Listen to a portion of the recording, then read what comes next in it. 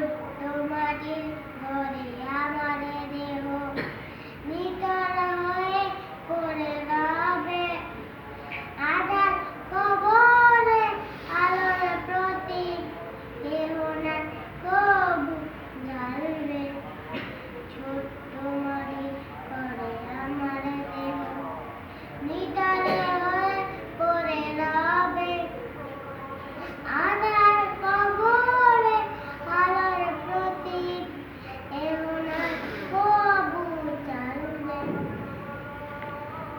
আসসালামু আলাইকুম। ওয়ালাইকুম আসসালাম।